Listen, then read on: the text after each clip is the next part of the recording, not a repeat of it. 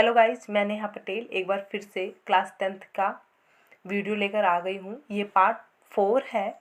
ये पार्ट 4 है आपका हिस्ट्री का। इससे पहले हमने 4 क्लासेस और कर रखे हैं। ये पार्ट 4 कर रहे हैं हम। और हमने इससे पहले जो भी टॉपिक था कि फ्रांस में आपका राष्ट्रवाद कैसे आया, या नेपोलियन का जो नेपोलियन संहिता था, वो ये सारी चीज़ें हमने कर ली है। ये आपका पार्ट 4 है, इसको आज हम करने वाले हैं। तो चलिए जानते हैं आज क्या पढ़ना है।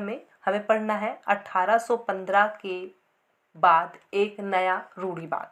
तो इस चीज़ को जानने से पहले कि 1800 के बाद जो रूढ़िवाद आया था उसमें क्या हुआ, उससे पहले हम ये जान लेते हैं कि ये जो रूढ़िवाद है वो क्या होता है। ये जो रूढ़िवाद है वो क्या होता है। तो रूढ़िवाद क्या होता है, बहुत आपने क्लास 7th 8 बहुत टाइम से आप इस शब्द को पढ़ते आ रहे होंगे। आज भी एक बार फिर से पढ़ लीजिए। तो रूढ़िवाद क्या होता है। रूढ़िवाद वो चीज़ होती है जैसे आपके पूर्वज के जो नॉर्म्स है, पूर्वज का जो नियम है वो उसी नियम पे चलेंगे। जो उनका नियम है ना, वो उसी नियम पे चलेंगे। वो अपने नियम में या अपने रूल्स में किसी तरह का चेंजेस नहीं चाहेंगे। जैसे मैं आपको लेकर चलती हूँ राजा के टाइम। तो जो राजा के टाइम क्या था, राजा के टाइम राजतंत्र चलता था, प्रजातंत्र तो चलता नहीं था, राजतंत्र चलता था। तो जो रूढ़िवाद विचार वाले लोग होंगे वो चाहेंगे कि राजतंत्र ही चले, वो प्रजातंत्र नहीं चाहेंगे। वो पुराने रूल्स नियम वो चाहेंगे, बस वही चले।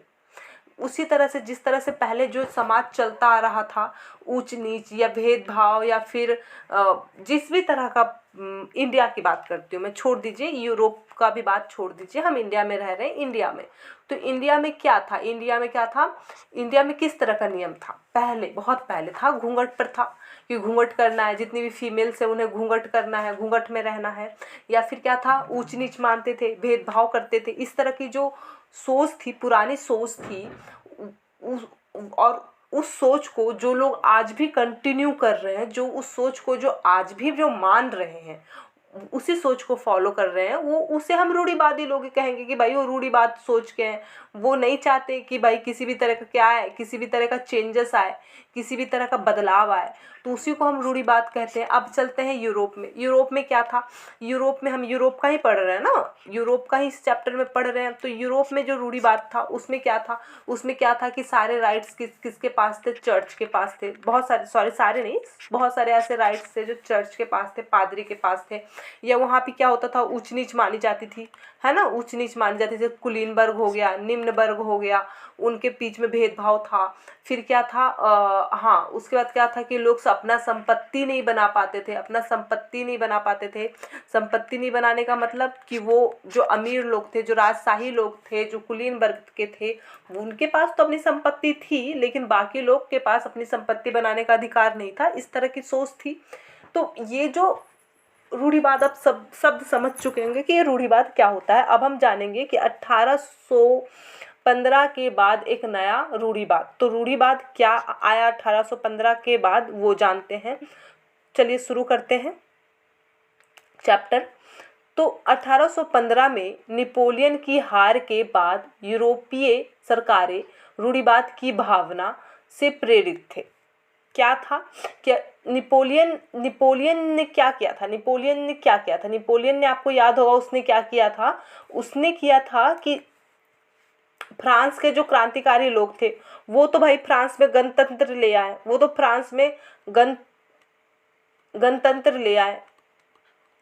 गणतंत्र ले आए। लेकिन नेपोलियन का जब शासन आया था तो वो क्या कर दिया था, वो फिर से क्या कर दिया था, राजतंत्र कर दिया था। गणतंत्र को हटा के राजतंत्र कर दिया था। अब राजतंत्र और गणतंत्र, इसका मतलब भी आपको पता होना चाहिए। राजतंत्र क्या होता है, गणतंत्र क्या होता है। इससे पहले वाले क्लास में मैंने बता रखा है गणतंत्र क्या होता है, राजतंत्र क्या होता है, आपको पता होगा, लेकिन फिर भी मैं शॉर्ट में बता देती हूँ। राजतंत्र ये वो होता है जिसमें राजा रूल करता है। राज मतलब क्या, राजा। तो जिसमें राजा रूल करता है उसे राजतंत्र कहते हैं।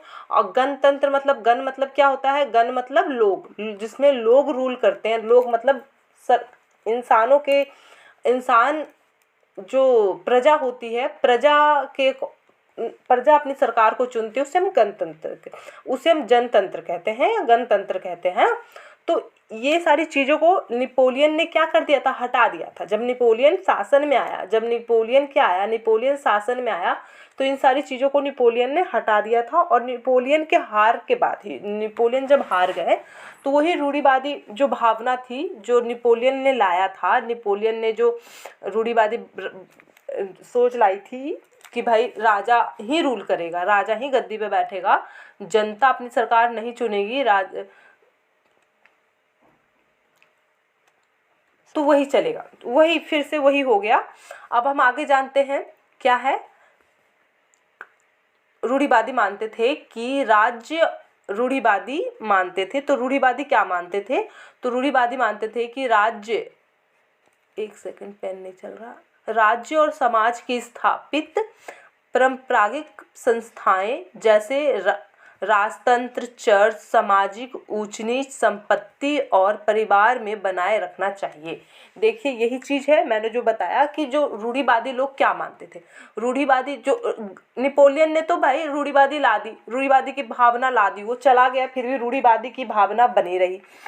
इतनी मुश्किल से हमारे जो क्रांतिकारी लोग थे, इतना लड़े, इतना मेहनत से वो फ्रांस में गणतंत्र लाया।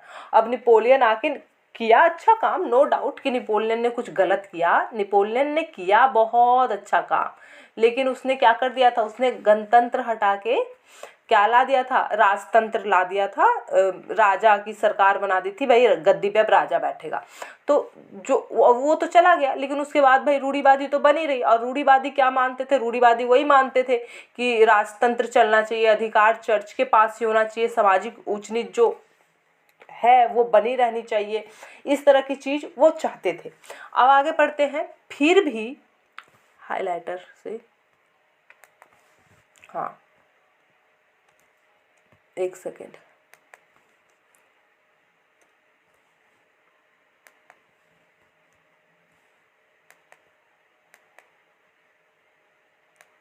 हाँ, फिर भी अधिकतर रूढ़िवादी लोग क्रांति से पहले के दौर वापस नहीं चाहते थे। क्या नहीं चाहते थे, बहुत सारे जो रूढ़िवादी लोग थे क्रांति से पहले के दौर को वापस नहीं चाहते थे। वो थे तो रूढ़िवादी, देखो वो थे तो रूढ़िवादी, लेकिन वो फिर भी नहीं चाहते थे कि वो जो क्रांति से पहले का जो दौर था ना, जिसमें राजा शासन करता था, या जो जिस तरह का राजा किसी को भी कोई भी पनिशमेंट दे दे, उस तरह का दौर वो नहीं चाहते थे। नेपोलियन द्वारा शुरू किए गए परिवर्तनों से उन्होंने यह जान लिया था कि आधुनिकीकरण राजतंत्र जैसी परंपराएं संस्थानों को मजबूत बनाने में सक्षम था। तो वो ये चीज़ तो जान लिए थे कि भाई जो नेपोलियन ने चेंजेस लाया था, वो चेंजेस समाज के लिए बहुत ज़रूरी है। जो भाई रूढ़िवादी होते हुए भी वो ये जान चुके थे, रूढ़िवादी होते हुए भी वो ये चीज़ जान चुके थे कि नेपोलियन ने जो भी परिवर्तन लाया था वो अभी आधुनिक टाइम, जो आज का जो आधुनिकीकरण है ना, जो आज का जो आधुनिकीकरण टाइम है, उसके लिए बहुत कम जरूरी है। अब ये मत सोच लीजिएगा आज मीन्स 1815 की बात की जा रही है ना। तो राजतंत्र जैसी परंपराइक संस्थानों को मजबूत बनाने में सक्षम था। वह राज्य की ताकत को ज़्यादातर कारगर और मजबूत बनाना चाहते थे। रूढ़िवादी क्या चाहते थे कि भाई क्या हो, पहले का ही रूल नियम चले और उसके लिए क्या करना होगा। देखो सुनो, बात यहाँ पे ये हो रही है कि रूढ़िवादी तो ये रूढ़िवादी तो चाहते थे कि रूढ़िवाद जैसा ही समाज रहे, पुरानी चीज़ें ही रहे। लेकिन बहुत से जो हमारे उदारवादी आए, जो उदारवादी जो सोच वाले जो लोग थे, जो उदारवाद आया, उन्होंने बहुत सारे चेंजेस लाए। नेपोलियन ने खुद भी बहुत सारे चेंजेस लाए। तो ये सारी चीज़ें अगर बनी रहेगी, जो नेपोलियन ने लाया या उदारवादियों ने लाया, अगर ये सारी चीज़ें बनी रहेगी तो दिक्कत होगा। तो इस चीज़ के लिए रूढ़िवादी चाहते थे क्या, रूढ़िवादी चाहते थे कि जो रूढ़िवादी जो परंपराएं हैं, रूढ़िवादी जो नियम है, उसको मजबूत किया जाए। उसको इतना मजबूत किया जाए कि अब चाहकर भी कोई गणतंत्र ना कर पाए। तो इसके लिए वो क्या क्या चाहते थे, वो चाहते थे एक आधुनिक सेना, कुशल नौकरशाही, गतिशील अर्थव्यवस्था, सामंतवाद और भूमिदास की समाप्ति यूरोप के निरंकुश राजतंत्रों को शक्ति प्रदान कर सकते थे। तो फिर से भूमिदास लाया जाए, फिर से अर्थव्यवस्था सामंतवाद लाया जाए, या नौकरशाही जो जो चल रहा था दास प्रथा जैसी चीज़ें, या निरंकुश शासक मोनार्की, भाई राजा का रूल, राजा जो चाहे डिसीजंस ले, ये सारी चीज़ें जब वापस आएगी तभी हमारा क्या होगा, तभी हमारी रूढ़िवादी जो सभ्यता है वो बनी रहेगी। अगर ये सारी चीज़ें हट गई तो रूढ़िवादी सभ्यता नहीं बनी रहेगी। तो ये सारी चीज़ें हमारे रूढ़िवाद चाहते थे। एक बार शॉर्ट में पूरा समझ लेते हैं जो भी अभी तक हमने पढ़ा कि नेपोलियन जब हार गया उसके बाद भी क्या था, वो नेपोलियन हारा और उसने गणतंत्र को हटाया था। हारने से पहले गणतंत्र लाया था जब उसका शासन था, गणतंत्र को हटाया था जब उसका शासन था। तो गणतंत्र हटा मतलब क्या कि रूढ़िवाद आया। रूढ़िवाद क्या चाहते थे, रूढ़िवाद चाहते थे कि भाई रूढ़िवादी ही बना रहे। वो चाहते थे कि जो समाज में ऊंच नीच था, जो भी कुछ था वो बना रहे, पुरानी सभ्यता या परंपरा ही चलती रहे, उसको वो चाहते थे कि वो बना रहे। तो कैसे बना रहे, क्योंकि बहुत सारे क्रांतिकारी थे ना जो लड़ रहे थे, फाइट कर रहे थे कि भाई उदारवाद आना चाहिए, गणतंत्र आना चाहिए, ये सारी चीज़ें जो बड़े बड़े शब्द है वो होना चाहिए। तो उसके लिए रूढ़िवादी क्या चाहते थे कि रूढ़िवादी ये जानते थे कि जब तक एक कुशल सेना नहीं होगी, नौकरशाही नहीं होगी, या सामंतवाद नहीं होगा, या भूदास नहीं होगा, ये भूदास वगैरह सामंतवाद वगैरह ये सारी चीज़ें मैंने पहले की क्लास में आपको बताया था। ये पार्ट 4 है। इससे पहले हमने और इस चैप्टर के 3 पार्ट कर रखे हैं, तो वो भी देख लीजिएगा ताकि आपको ये सारी चीज़ें समझ में आए। तो ये सारी बने रहने के लिए क्या होना चाहिए, सारी चीज़ें ज़रूरी है। चलो अब आगे पढ़ते हैं। आगे क्या है, क्या है 1815 में ब्रिटेन, रूस, प्रसा और ऑस्ट्रिया जैसी यूरोपियन शक्तियों जिन्होंने मिलकर नेपोलियन को हराया था। तो यहाँ पे एक चीज़ जान लीजिए, नेपोलियन कब हारा था 1815 में, और किस किस ने मिलकर हराया था। ब्रिटेन, रूस, प्रसा और ऑस्ट्रिया जैसी, ये सारी कहाँ के हैं, कहाँ का एरिया है, ये सारा यूरोप का ही एरिया है ना। शक्तियों ने मिलकर हराया था नेपोलियन को। के प्रतिनिधि यूरोप के लिए एक समझौता तैयार करने के लिए वियना में मिलकर एक सम्मेलन की मेजबानी ऑस्ट्रिया के चांसलर ड्यूक मेटरनिख ने की थी। तो एक सम्मेलन किया था।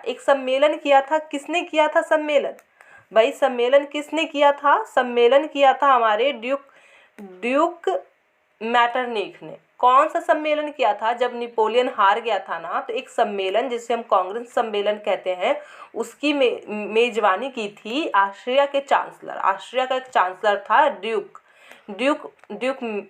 मेटरनिख ने वियना शहर में एक सम्मेलन किया था। इसमें प्रतिनिधियों ने 1815 में वियना संधि तैयार की, जिसका उद्देश्य क्या था। देखिए उद्देश्य जानते हैं कि क्या था।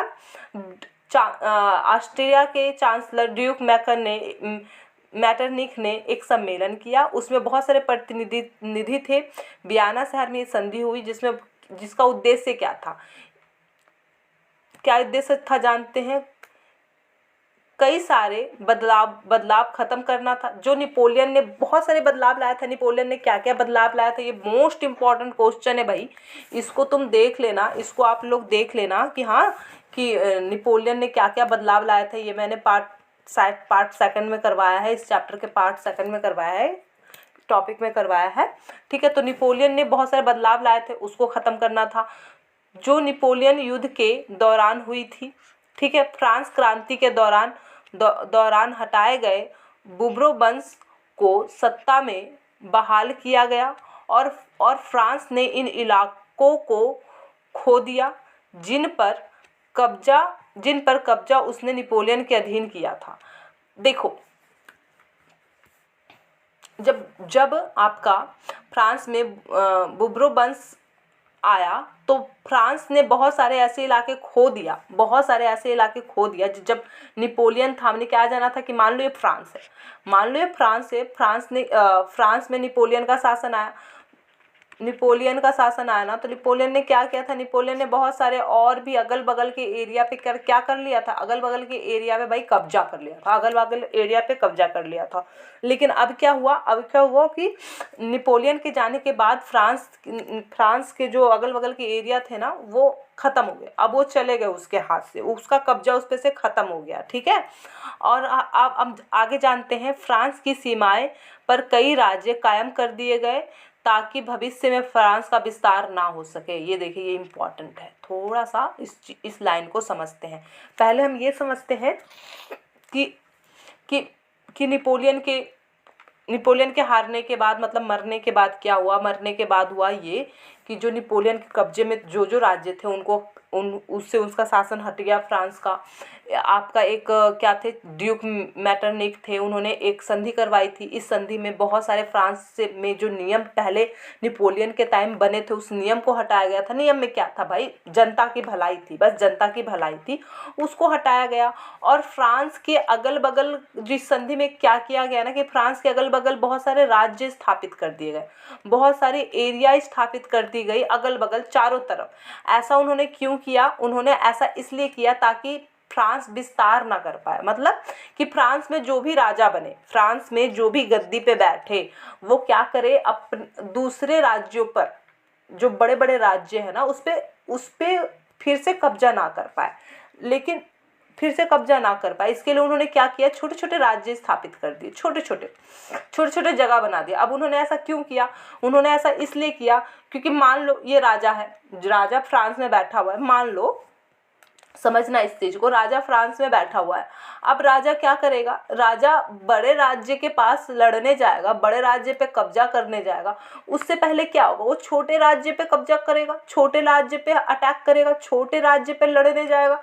तो जब वो छोटे राज्य पे लड़ने जाएगा तो बड़े जो इसके बाहर वाला राज्य, जो बड़ा राज्य है, उसको तो पता चल जाएगा ना कि भाई फ्रांस अटैक कर रहा है, तो अपने आप को तैयार कर लेगा, लड़ना है ना।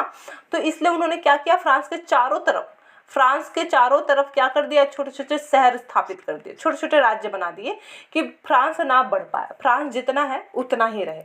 मे बी आपको समझ में आ गया होगा ना। अगर कुछ किसी भी मेरे पढ़ाने के तरीके में आपको डाउट लगे या किसी भी तरह का डाउट लगे तो आप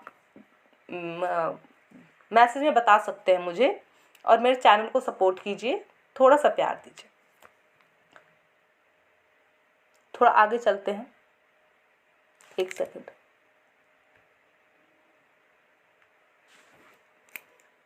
आगे चलते हैं।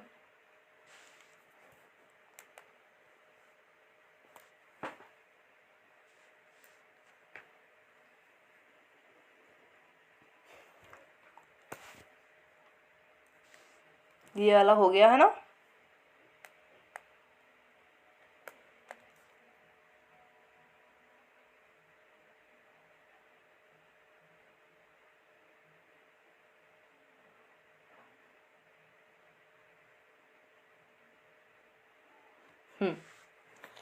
तो यहाँ आ जाते हैं हम, इसके नेक्स्ट पेज उसका हुआ है, नीदरलैंड राज्य स्थापित किया गया। देखिए यहाँ पे नीदरलैंड राज्य स्थापित किया गया, नीदरलैंड राज्य स्थापित किया गया जिसमें बेल्जियम शामिल था, और दक्षिण में पीडमांड में जेनोआ जोड़ दिया गया।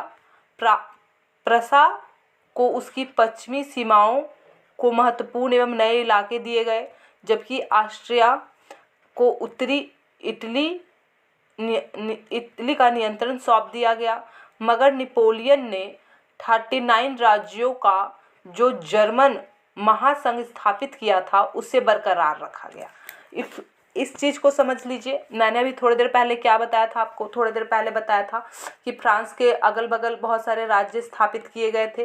तो कौन कौन से राज्य स्थापित किए गए थे अभी हमने पता, नीदरलैंड स्थापित किया गया, बेल्जियम शामिल किया गया, दक्षिण में जोड़ दिया, पीडमांड में जेनोआ जोड़ दिया गया, प्रसा उसकी पश्चिमी सीमाओं का महत्वपूर्ण इलाका दिया गया, जबकि ऑस्ट्रिया को उत्तरी इटली पर नियंत्रण सौंप दिया गया। नेपोलियन ने क्या किया था, नेपोलियन ने 39 राज्य का एक महासंघ जर्मन के लिए स्थापित किया था। 39 राज्यों का राज्यों का एक महासंघ स्थापित किया था जर्मनी के लिए, उसको कुछ नहीं किया गया। मतलब जर्मनी को रहने दिया गया, जर्मनी को रहने दिया गया, उसमें कुछ बदलाव नहीं किया गया। बाकी चीज़ों में नेपोलियन के बदलाव किए गए, पर इसमें कोई बदलाव नहीं किया गया।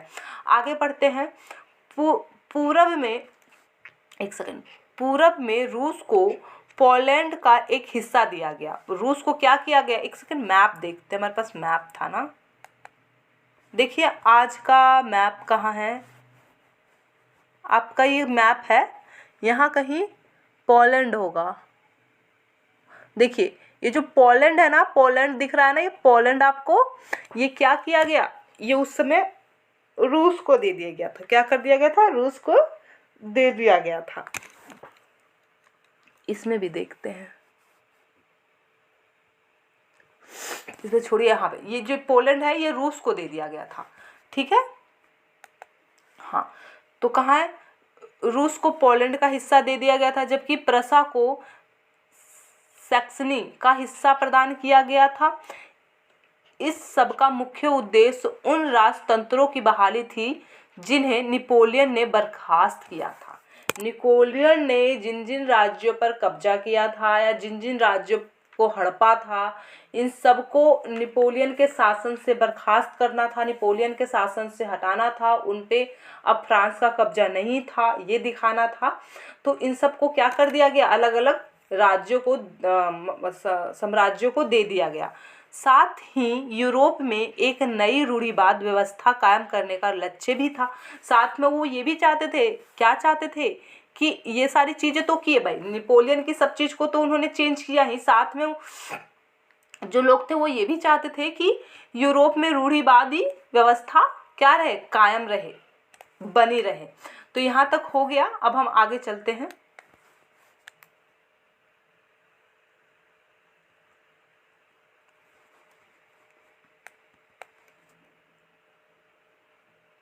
एक सेकेंड,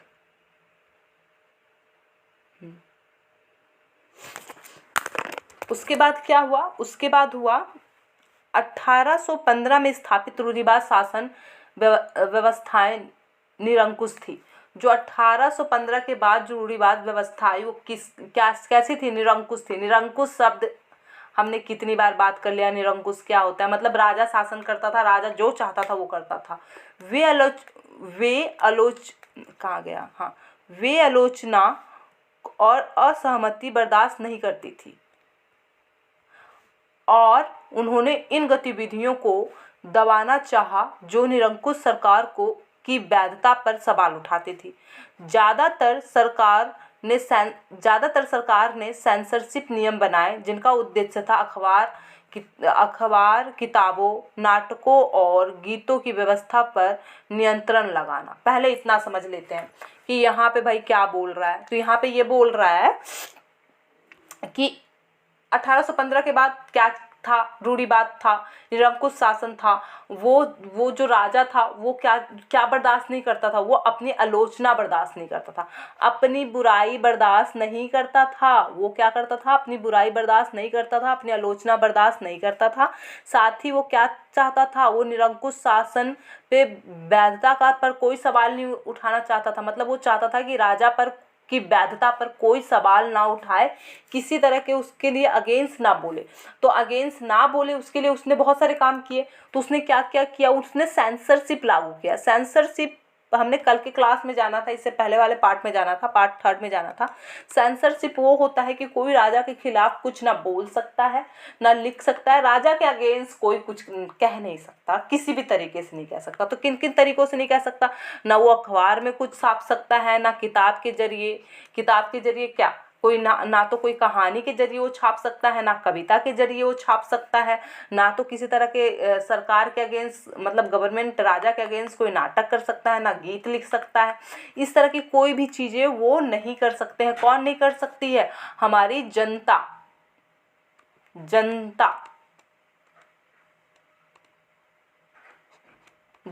नहीं कर सकती। ठीक है, यहाँ तक हो गया।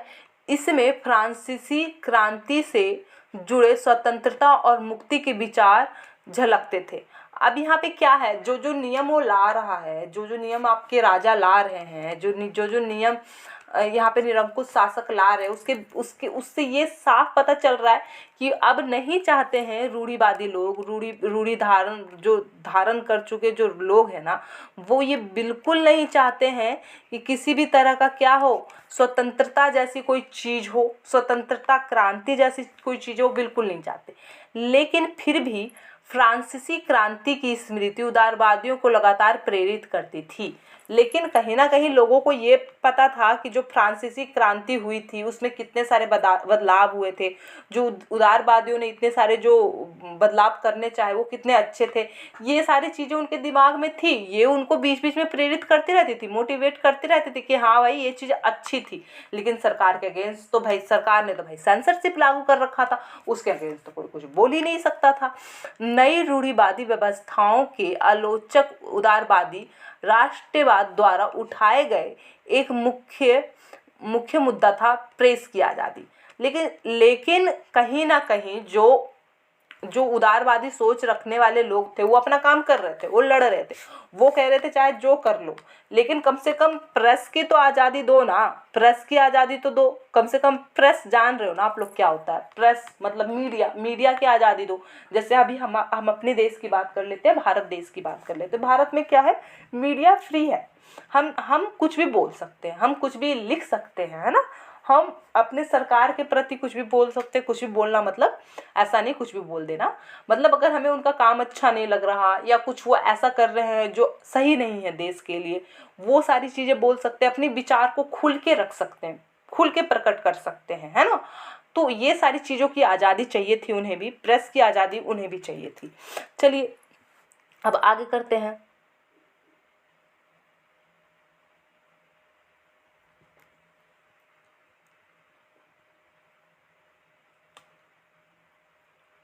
हाँ, ये आ गया क्रांतिकारी। नेक्स्ट टॉपिक हमारा क्या है, हमारा टॉपिक है क्रांतिकारी। अब ये क्रांतिकारी क्या होता है, क्रांतिकारी वही होता है, क्रांतिकारी का सिंपल मतलब वही होता है जो अगेंस्ट हो, गलत चीज़ों के अगेंस्ट हो, जो क्या करते हों। जैसे उदारवादी सोच वाले कौन थे, वो क्रांतिकारी थे ना, वो क्या करते थे, निरंकुश शासन के अगेंस्ट थे, उनके खिलाफ थे। वो क्या कि जब फ्रांस में जो वो हुआ क्या होता था, जब फ्रांस में लुइस 16वां था, या फिर जो फ्रांस किसी राजा के अधीन था, है ना, तो उन सबको जो हटाने वाला था, क्रांति करने वाले कौन थे, कुछ लोग थे जो अगेंस्ट थे, गलत चीज़ों के अगेंस्ट थे, तो क्रांतिकारी उसे ही कहते हैं। चलो इस टॉपिक को भी कर ही लेते हैं। क्या है, 1815 के बाद के वर्षों के दमन के भय से अनेक उदारवादी राष्ट्रवादियों के भूमिगत कर दिया गया। अब 1815 के बाद जो था क्या कर दिया गया था, अनेक उदारवादी राष्ट्रवादियों को भूमिगत कर दिया गया। मतलब उनको वो अब ज़्यादा सामने नहीं आ रहे थे, कि क्या मतलब है कि जो वहाँ का राजा था, जो उस समय 1815 में जो गद्दी पे बैठा होगा, वो क्या कर दिया था, उदारवादियों को दबा दिया होगा। उदारवादी कौन थे हमें ये पता है ना, उदारवादी कहाँ कैसे जन्म लिए ये तो आपको पता है ना। उदारवादी मध्य वर्ग के लोग थे, मध्य वर्ग के लोग थे। और मध्य वर्ग क्या है पता है ना, ये क्या थे, ये कुलीन तो नहीं थे, कुलीन आप इसको नहीं कह सकते हो, हाँ, लेकिन मध्य वर्ग के लोग जो थे वो रिच थे। वो कैसे रिच बने थे, उद्योगीकरण से रिच बने थे। व्यापार उनके एरिया में जो जो आपका मध्य यूरोप का जो एरिया था ना, पश्चिमी मध्य यूरोप का जो एरिया था, मैप में हमने देखा था ना, उधर में जब व्यापार बढ़ा था तो ये मध्य वर्ग ने जन्म लिया था। मध्य वर्ग ही क्या थे, उदारवादी थे ना।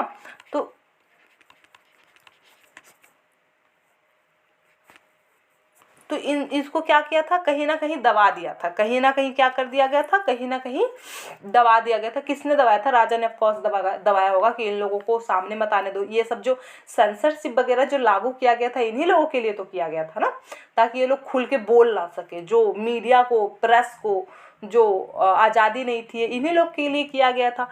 बहुत सारे यूरोपीय राज्यों और क्रांतिकारियों को प्रशिक्षण देने और विचारों का प्रसार करने के लिए गुप्त संगठन उभर कर आए। अब देखो यहाँ पे हुआ क्या कि गवर्नमेंट चाहे राजा चाहे निरंकुश राजा चाहे कितना भी दबा ले, लेकिन क्या होता है, राजा चाहे कितना भी दबा ले पर होता क्या है, जो उदारवादी विचार वाले लोग होते हैं या जो क्रांतिकारी लोग होते हैं वो क्या करते हैं, वो अपना काम करते हैं ना। तो जो क्रांतिकारी थे वो क्या कर रहे थे, वो छुप कर, वो क्या कर रहे थे, छुप कर अपना एक संगठन बना रहे थे, अपना एक ऑर्गेनाइजेशन बना रहे थे, और वो छुप कर अपने विचारों को, छुप कर क्या कर रहे थे, अपने विचारों को एक दूसरे के साथ बांट रहे थे। उस समय क्रांतिकारी होने का मतलब था राजतंत्रीय व्यवस्था के विरोध करने से था, विरोध करने से था। हाँ, तो क्रांतिकारी होने का मतलब क्या था, क्रांतिकारी होने का मतलब यही था कि आप क्या है, आप राजतंत्र के अगेंस्ट है, राजा के अगेंस्ट है, आप क्या है, अपने राज्य के खिलाफ है, आप अपने राज्य के खिलाफ है भाई, अपने आप राज्य के साथ सही नहीं कर रहे, आप अपने राजा के साथ सही नहीं कर रहे, आप राजा के अगेंस्ट है। तो विरोधी, उसको विरोधी कहते थे, उससे विरोधी है भाई, वो क्रांतिकारी है। तो आगे बढ़ते हैं, जो बियाना कांग्रेस के बाद स्थापित हुई, तो बियाना कांग्रेस बन गई थी, तब आपका क्या बना था, गुप्त संगठन बन रहे थे। किसके गुप्त संगठन बन रहे थे, उदारवादियों के गुप्त संगठन बन रहे थे। और ये बियाना शहर में कांग्रेस क्या है, अभी थोड़ी देर पहले हमने जाना सॉरी थोड़ी देर पहले हमने जाना था ना कि नेपोलियन के मरने के बाद बियाना शहर में कांग्रेस बने थे, जो ऑस्ट्रिया के चांसलर ने उसको क्या किया था, है ना। साथ ही स्वतंत्रता और मुक्ति के लिए प्रतिबद्ध होना और संघर्ष करना क्रांतिकारी होने के लिए जरूरी था। अब यहाँ पे क्रांतिकारी होने के लिए क्या क्या जरूरी था भाई, क्रांतिकारी कैसे कहलाओगे, तो क्रांतिकारी कहलाने के लिए क्या करना जरूरी था, आपको मुक्ति चाहिए। मुक्ति किससे चाहिए, ये निरंकुश शासन से चाहिए। स्वतंत्रता चाहिए, स्वतंत्रता किससे चाहिए, निरंकुश शासन से चाहिए। और संघर्ष करना है, क्रांतिकारी होने के लिए ये सारी चीज़ों पे काम करना जरूरी है। ज़्यादातर क्रांतिकारी राष्ट्रीय राज्यों की स्थापना का आज़ादी के इस संघर्ष की अनिवार्य हिस्सा मानते थे। ठीक है, ये सही भी है कि अगर आप क्रांतिकारी हो और आप देश का भला चाह रहे हो या आप चाह रहे हो कि राजा ना रहे, उसके लिए ये बहुत ही ज़रूरी है कि आप चाहते हो कि राष्ट्रीय राज्य बने। अब राष्ट्रीय राज्य क्या है ना, ये मैंने आपको पार्ट 1 में बताया है और बहुत अच्छे से बताया है, लेकिन मैं पढ़ा रही हूँ तो यहाँ पे शॉर्ट में तो ज़रूरी बताऊंगी। तो राष्ट्र राज्य क्या है, राष्ट्र राज्य का मतलब क्या है, राष्ट्र राज्य का मतलब है कि चाहे आपका कल्चर अलग अलग हो, आपका कल्चर मतलब आपका संस्कृति अलग हो, चाहे आप अलग अलग चीज़ों को फॉलो करते हों, लेकिन आप एक ही जगह रहते हों, एक ही एरिया में रहते हों, और आपका राजा क्या हो, मतलब आप पे जो रूल करता हो वो कौन हो, उसको आपकी जनता ने चुना हो, उसको आपकी जनता ने चुना हो, मतलब वोट हुआ हो, इलेक्शन हुआ हो, जनता मिलकर चुनी हो, जनता चाहती हो कि जो मेरे ऊपर शासन करे, जो हम लोगों के ऊपर शासन करे, जो हमारे ऊपर शासन करे, वही हमारे ऊपर शासन करे। ऐसा नहीं है कि राजा एक आदमी है जो थ्रोन पे बैठा हुआ है, गद्दी पे बैठा हुआ है, उसके पास एक क्या है, क्राउन है, और उसने क्या किया है, उसका जो बच्चा हुआ है, उसका जो जनरेशन आया है, उसको भी उसने क्या कर दिया, वो किसी काबिल हो या ना हो, कैसा भी हो, निर्दयी हो, जनता को समझता हो या ना समझता हो, उसको क्या कर दिया, क्राउन पहना दिया, ताज पहना दिया। ऐसा नहीं हो, जिसको जनता चुने कि भाई मेरे ऊपर रूल करो, जो क्या करे, एक एरिया पे क्या करे, उसकी हिस्ट्री बनाए, उसका कल्चर एक बनाए। जैसे हमारा क्या है, हम भारत का राष्ट्रीय गीत एक है, हम सब एक ही राष्ट्रीय गान गाते हैं, एक ही राष्ट्रीय गीत गाते हैं, एक ही तरह का फेस्टिवल मनाते हैं। 15 अगस्त 26 जनवरी हम सब के लिए ज़रूरी है। ऐसा नहीं है ना कि क्या कहते हैं, कश्मीर का अलग मन रहा है, गुजरात का अलग मनाया जा रहा है, बिहार का अलग मनाया जा रहा है, झारखंड का अलग मनाया जा रहा है, ऐसा नहीं है। हम 15 अगस्त हम सभी 15 तारीख को ही मनाते हैं, स्वतंत्रता दिवस हम सभी 15 तारीख को ही मनाते हैं। तो जिसका एक ही हिस्ट्री हो, हिस्ट्री जिसका एक हो, जिसका नियम एक हो, जिसकी संस्कृति एक हो, जिसका जिसका राजा जो है, जो रूल करने वाला हो, जिसको जनता चुनी हो, उसको ही गणतंत्र बोलते हैं। जिसमें सबकी मर्जी हो, बेसिकली जिसमें सबकी मर्जी हो, उसको हम बोलते हैं गणतंत्र राज्य, राष्ट्र राज्य बोलते हैं। ठीक है, तो यहाँ तक तो हो गया भाई कि गणतंत्र जो क्रांतिकारी थे उनका यही मकसद था कि गणतंत्र बने, हमारा जो राष्ट्र है यूरोप है वो गणतंत्र बने। ठीक है, आगे पढ़ते हैं।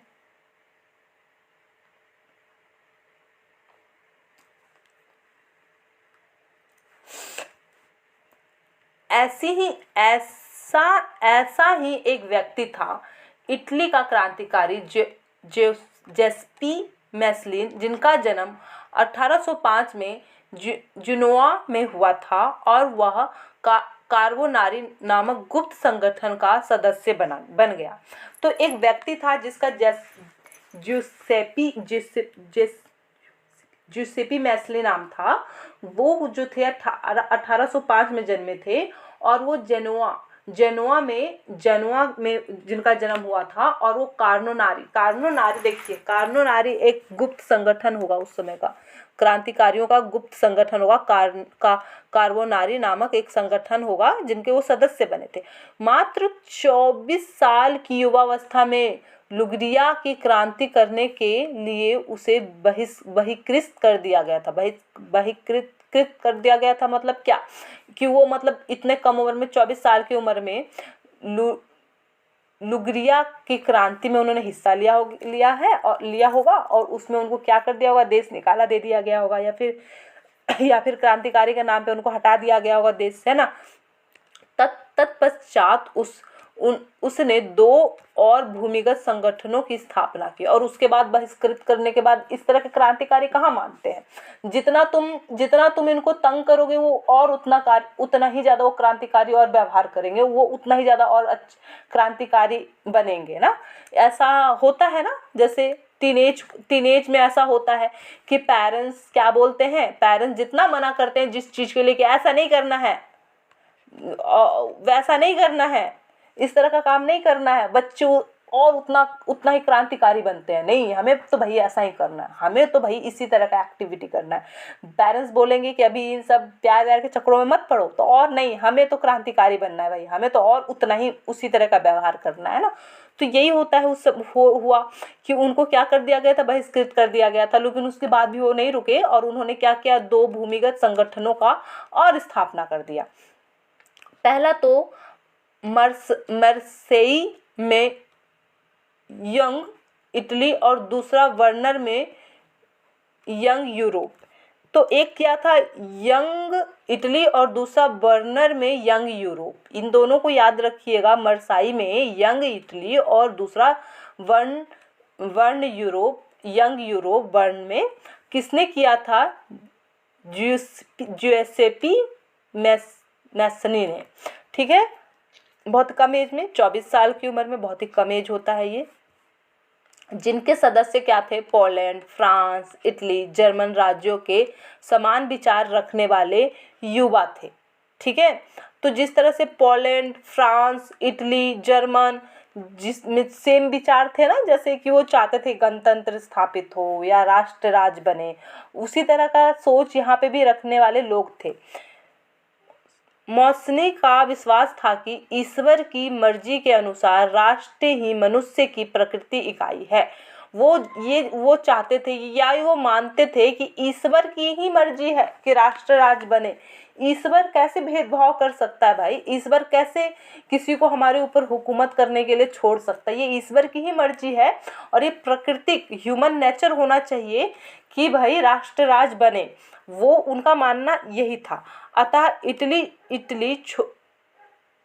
इटली छोटे राज्यों और प्रदेशों के पैबंदों की तरह नहीं रह सकता है, उसे जोड़कर राष्ट्रों की व्यापक गठबंधनों के अंदर एकीकृत गणतंत्र बनना ही था। ठीक है, यह एकीकरण ही इटली की मुक्ति का आधार हो सकता है। वो साथ में वो ये भी चाहते थे कि इटली एक छोटा सा जगह नहीं हो सकता, जो भी इटालियन भाषा बोलता है, या जो भी इटली के साथ जुड़ना चाहता है, गणतंत्र होना चाहता है, सब मिलकर एक राष्ट्र बनाए, सब मिलकर एकीकरण हो। और यही इटली का क्या है, इटली का मुक्ति का आधार है, गणतंत्र ही है। फ्रांस का भी आधार गणतंत्र ही है, इटली का भी आधार गणतंत्र ही है। इसी तरह की ये सोच रखते थे। आगे पढ़ते हैं, कहाँ गया। इस संगठन की देखरेख जर्मनी, फ्रांस, स्विट्जरलैंड, पोलैंड के गुप्त संगठन कायम किए गए। और ये सारी चीज़ें हो, इसके लिए जर्मनी, फ्रांस, स्विट्जरलैंड, पोलैंड की में तो गुप्त संगठन बने थे ना, यहाँ पे काम चल रहा था। वहाँ पे जो क्रांतिकारी थे, इस पे वो क्या कर रहे थे, इस पे वो अपना काम कर रहे थे।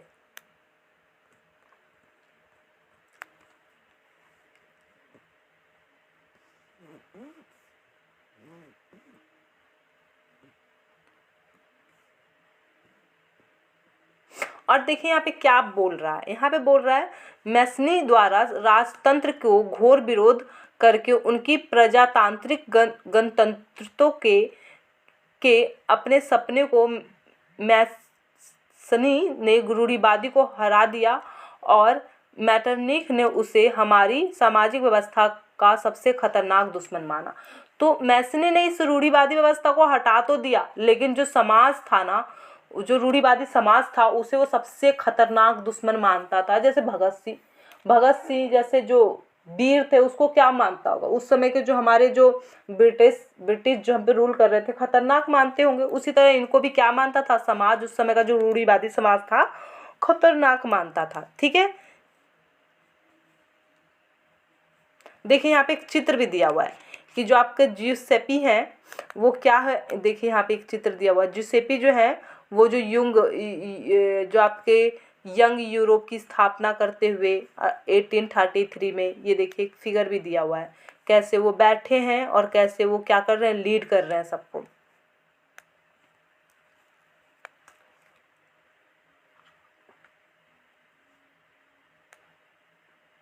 आगे देखते हैं।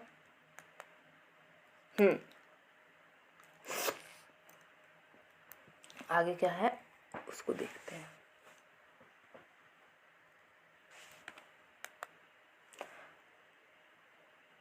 क्रांतियों का उदय 1830 से 1848। क्रांतियों का उदय 1830 टू 1848। तो जैसे से रूढ़िवाद व्यवस्था ने अपनी ताकत और मजबूती बनाने की कोशिश की, यूरोप में अनेक क्षेत्रों में उदारवाद और राष्ट्रवाद की क्रांतियों से जोड़कर देखा जाने लगा। देखें यहाँ पे क्या हुआ, हम जान रहे हैं ना कि 1815 के बाद क्या आया, रूढ़िवाद आया, और धीरे धीरे रूढ़िवाद फैला। उसके लिए लड़ने बहुत सारे क्रांतिकारी लोग आए, लेकिन कहीं ना कहीं जो हमारा जो रूढ़िवादी व्यवस्था थी वो बनी हुई थी। तो जैसे जैसे रूढ़िवादी व्यवस्था ताकत में आ रही थी, मजबूत हो रही थी और मजबूत होने का कोशिश कर रही थी यूरोप में, वैसे वैसे उदारवादी और राष्ट्रवादी भी क्या हो रहे थे, एक दूसरे के साथ जुड़ रहे थे। जो उदारवादी लोग थे और जो चाहते थे कि राष्ट्रवाद आए, वो क्या कर रहे थे, क्रांति से एक दूसरे से जुड़ रहे थे। कि देखो जैसे जैसे मुश्किलें बढ़ती है, वैसे वैसे लोग मुश्किलों से लड़ते हैं ना, उतने ही ताकत में, जितना एग्जाम टफ होता है आप उतने ही मेहनत से पढ़ते हैं, यही होता है ना। तो यहाँ पे भी वही हो रहा है कि जितना ताकत से रूढ़िवाद व्यवस्था बढ़ रही थी, उतने ही ताकत से उदारवादी और राष्ट्रवाद भावना वाले लोग सामने आ रहे थे। ठीक है ना। इटली, जर्मनी राज्यों में ऑटोमन साम्राज्य के सूरबे, आयरलैंड और पोलैंड जैसे कुछ क्षेत्र थे। इन क्रांतियों के नेतृत्व उदारवादी राष्ट्रवादी ने किया, जो शिक्षित मध्य वर्ग विशिष्ट लोग थे। तो यहाँ पे क्या है कि जो सूरबे, आयरलैंड, पोलैंड में जो कुछ क्षेत्र थे, ऑटोमन जो साम्राज्य था, जर्मनी था, जो ये सारी जो जगह थी, इटली था, ये सब क्या चाहता था, ये सब चाहता था ना राष्ट्रवाद आए, है ना। तो इसके जो उदारवादी लोग थे, उदारवादी लोग थे, है ना। और कौन थे उदारवादी जो लोग थे या जो क्रांति वाले करने वाले जो लोग थे, है ना, क्रांति करने वाले लोग थे और जो इन सब चीज़ों को लीड करते थे, जो नेतृत्व करते थे उदारवादी और राष्ट्रवादी को, वो कहाँ से आए थे? वो एक तो एजुकेटेड थे, पढ़े लिखे थे, उस मध्य वर्ग से थे। मध्य वर्ग हम जाने थे, हम कल की क्लास में मतलब हमने पार्ट 3 में जाना था कि मध्य वर्ग के लोग थे। उसमें कौन कौन से लोग थे जो लड़ रहे थे भाई कि भाई गणतंत्र चाहिए। चीज़ें क्या चाहिए हमें इटली, जर्मन, ऑटोमन राज्य या आयरलैंड, पोलैंड जैसे जो राज्य थे उस समय, वो चाहते थे गणतंत्र, वो चाहते थे गणतंत्र। तो गणतंत्र के में जो लड़ने वाले लोग थे वो कौन थे? वो मध्य वर्ग के लोग थे। और मध्य वर्ग के लोग उसमें कैसे थे? वो पढ़े लिखे थे। वो कौन थे? वो प्रोफेसर हो सकते थे, स्कूल अध्यापक थे, क्लर्क थे, व्यापार करने वाले लोग थे। ये सारे लोग थे और मध्य वर्ग के लोग मिलकर, ये सब मिलकर गणतंत्रता के लिए लड़ रहे थे। वो राष्ट्र राज्य के लिए लड़ रहे थे। ठीक है, इसीलिए कहती हूँ ना, ये जो गणतंत्र जो आप लोगों को जो मिली है, ये जो बोलने के अधिकार मिला है, या खुल के जीने का अधिकार मिला है, या पढ़ने का अधिकार मिला है। मैं दूसरे देश की, यूरोप का छोड़ दो, हम अपने देश की बात करते हैं। हमारे समाज में कि पढ़ने का अधिकार मिल गया है सबको, चाहे वो किसी भी जाति धर्म के हों, मेल हो फीमेल हो, कोई भी हो, पढ़ने का अधिकार है, जीने का अधिकार है, मीडिया में बोलने का अधिकार है। इसके लिए हमारे जो देश के जो स्वतंत्रता सेनानी हैं, जो क्रांतिकारी है ना, वो बहुत मेहनत की। आप देख लीजिए यूरोप में ही कितना कितना स्ट्रगल चल रहा है, आपके देश में भी स्ट्रगल चला है। तो इस चीज़ का वैल्यू करो, है ना, और अपने आप को क्या करो, आगे की तरफ ले जाओ। चलो आगे पढ़ते हैं। प्रथम विद्रोह फ्रांस में जुलाई 1830 में हुआ। जो पहला विद्रोह था रूढ़िवाद के अगेंस्ट, जो कब हुआ था? 1830 में हुआ था। बुर्बो राज्य, जिन्हें 1815 के बाद हुई रूढ़िवाद प्रतिक्रिया के दौरान सत्ता में बहाली किया गया था। अभी थोड़ी देर पहले पढ़े थे ना, नेपोलियन के जाने के बाद जो था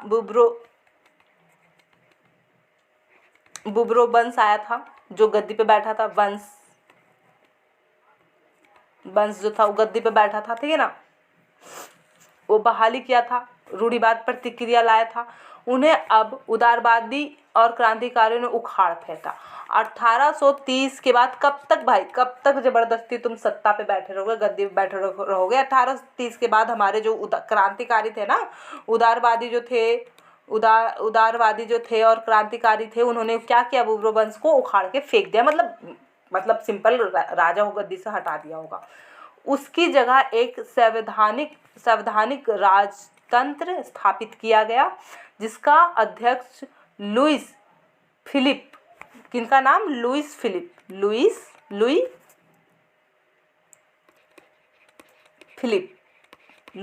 था, जिनका नाम लुई फिलिप था। मैटरनिख ने एक बार यह टिप्पणी की थी कि जब फ्रांस छींकता है तो बाकी यूरोप की सर्दी जुकाम हो जाता है। जुलाई क्रांति से ब्रेसल्स में भी विद्रोह भड़क गया और उसके फलस्वरूप United Kingdom of the Netherland से अलग हो गया। देखो यहाँ पे एक बहुत अच्छा लाइन है, जो लुईस फिलिप था और मैटरनिख ने यह भी टिप्पणी की थी। जो लुईस फिलिप था उसको तो गद्दी पे ला दिया, और मैटरनिख ने एक बार यह टिप्पणी की थी कि जब फ्रांस छींकता है तो क्या होता है? बाकी लोग को सर्दी जुकाम हो जाता है। इसका मतलब ये है ना कि कोई भी चीज़ फ्रांस से शुरू होती है, फ्रांस अगर कोई भी एक्टिविटी करे तो बाकी लोग भी वही एक्टिविटी करने लगता है, वही चीज़ करने लगता है। यहाँ पे देखो फ्रांस में क्या हुआ, फ्रांस में लड़ाई शुरू हुई, फ्रांस में लड़ाई शुरू हुआ, और इधर क्या हुआ, बाकी जगह भी विद्रोह छिड़ गया। सब लोग क्या करने लगे? लड़ने लगे। नीदरलैंड अलग हो गया यूनाइटेड किंगडम से। तो इसका यही कहना है कि अब थोड़ा सा इस लाइन को अच्छे से और समझ लेते हैं यहाँ से यहाँ तक, कि प्रथम विद्रोह कब शुरू हुआ? जो रूढ़िवाद आया था, उसके लिए जो प्रथम विद्रोह था वो 1830 में शुरू हुआ। बुर्बो वंश को राज्य से हटाया गया। 1815 के बाद जो रूढ़िवाद व्यवस्था आई थी उसको हटा दिया गया, और फिर क्या क्रांतिकारियों ने विद्रोह वंश को हटा के किसको ले आए थे? लुई फिलिप को ले आए थे। मैटरनिख ने टिप्पणी की थी। टिप्पणी में क्या किया था कि भाई जो फ्रांस जो एक्टिविटी करता है सब वही एक्टिविटी करता है। सिंपल मीनिंग ये है। और इस एक्टिविटी से क्या हुआ था कि यूनाइटेड किंगडम से आपका नीदरलैंड अलग हो गया था, उसको अपना गणतंत्र अलग राज्य चाहिए होगा।